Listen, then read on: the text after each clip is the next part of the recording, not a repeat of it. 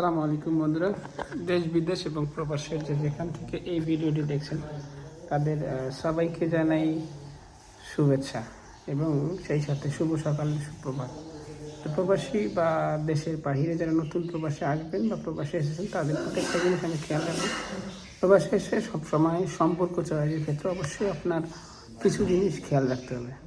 তার সঙ্গে সম্পর্ক করবেন, দেখবেন সে আসলে আপনি টেক কেয়ার করতেছে কিনা, বিপদ আপদ সব কিছু দেখতেছে কিনা, অর্থাৎ ভালো সময় আসলে সে কি সুযোগ নিচ্ছে নাকি খারাপ সময় আপনার সঙ্গ দিচ্ছে, এই জিনিসটা মাথায় রাখবেন। কেননা দুনিয়া খুবই বাস্তব ভাই, প্রবাসে তো আরোই দিন যাপন করা কঠিন। কেননা এখানে স্বার্থ ছাড়া কেউ আপনার পিছনে আসবে না, কেউ সাহায্য করবে না। সবাই সবার স্বার্থ হাসিল করার জন্য আপনাকে হয় ব্যবহার করবে নতুবা ব্যবহৃত হতে সাহায্য করবে, হয় তার উদ্দেশ্য হাসিলের জন্য আপনাকে ঢাল হিসেবে ব্যবহার করবে, অর্থাৎ কাজ করার শেষ তখন আপনাকে ছুঁড়েও ফেলতে পারে।